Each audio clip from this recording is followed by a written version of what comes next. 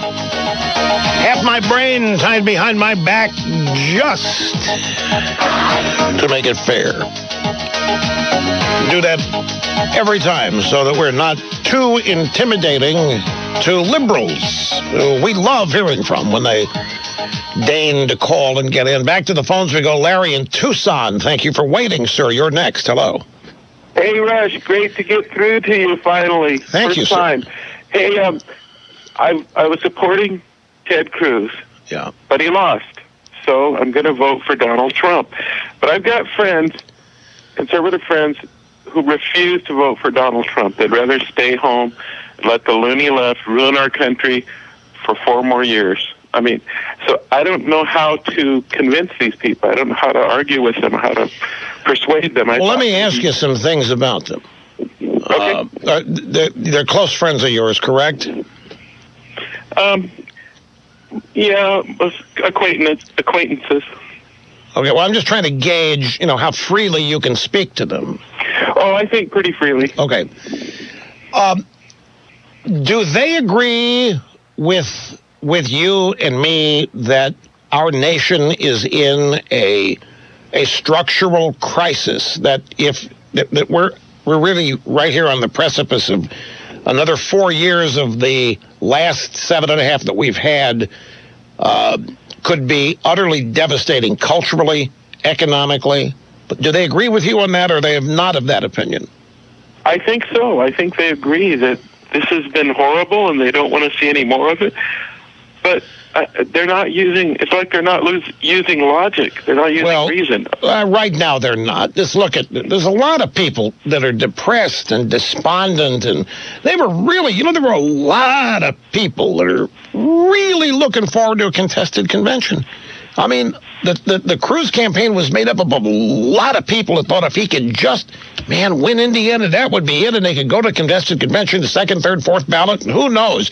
There's a lot of people right now really deflated and let down. And can you hang on? I've got a break coming up here. It'll just be a couple more minutes. All right, be patient. I'm glad that you can do that. We'll continue when we get back here, folks, after another brief, obscene profit timeout.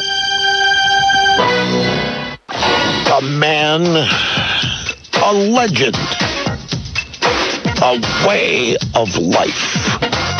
And now back to Tucson. This is Larry. So, Larry, your friends really believe that we're here at a crossroads, or a precipice, that if we have another 4 years of this, that it's dicey. I mean, do they agree we're in the middle of a Democrat-led transformation of America that is uprooting the culture, uprooting the capitalist system and turning it socialist? Are they aware of all this? They agree with you about that? Yes. But here's the problem. We got, really conservative Christians who think that Donald Trump is a jerk. And this is bizarre that we've got Christians enthusiastically supporting Trump and Christians enthusiastically saying, no, I'm not going to vote for him.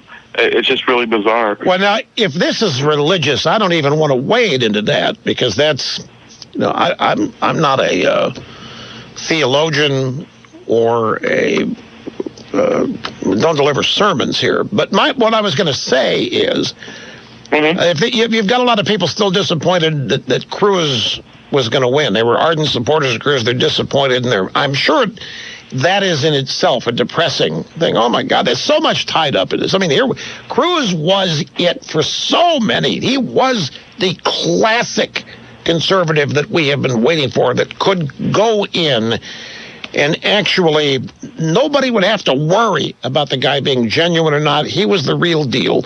And so he loses, and there's this massive disappointment over it.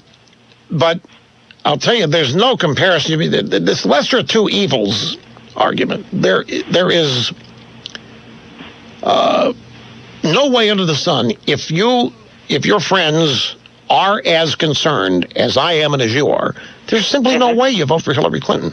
There's just no way you do it. She is the reason. She and Obama and that whole party are the reason. Well, the problem is they're going to stay home. They don't want to vote for. I know there's some people that are they're promising to do that. It's a matter of principle and a matter of honor and so forth. I don't want to argue with people about their principle. That's not for me to talk them into or out of. But when you just get down to the brass tacks of simple logic, to me, if you believe that the Democrat Party is responsible for the things that make you unhappy, the things that scare you, the things that frighten you, the very idea that we are on the verge of losing. Many people think we already have, by the way, but we're on the verge of losing the country is founded.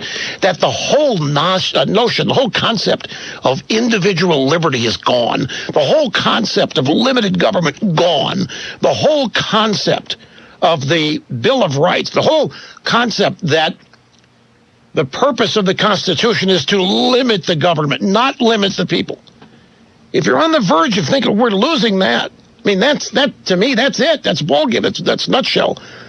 And anything you do, either voting for Hillary or staying home or voting third party that ends up benefiting her is an unwise thing to do. And that's, if I were you, what I would tell them. But I'd give it a week or two. You've got 6 months here. Is it 6? Yeah, you got 4 months. You got time here. But you're going to have a tough time talking to them right now. They're still in an emotional state, as you said, over the outcome of the primaries. You what? Give it a couple of weeks. Ignore it for now. Go back to it in a couple of weeks. You'll see that they've had to soften on some of it. The passage of time takes care of some things, and have another go at it. Because I think it's really important. I think it's crucial. Lesser of two evils, and that seems to be what we're always faced with every election. Lesser of two evils, and of course, that concept, there's nothing affirmative in it. There's nothing positive, nothing uplifting, nothing exciting. Gee, here we are again. Lesser of two evils. I don't see it that way. Just for whatever it's worth to the rest of you, I don't see this as lesser of two evils. I see one serious threat and problem that has to be dealt with. And we've got one way of doing it. One effective way of doing that. And that's electing somebody besides her. And it's somebody that has a legitimate chance to win. That's a factor as well. Third party is not going to win anything. It's going to allow people to beat their chests, maybe have a clear conscience, and so forth, but it isn't going to have a thing to do with advancing the objective. I appreciate the call. Thank you for waiting, too. Robert in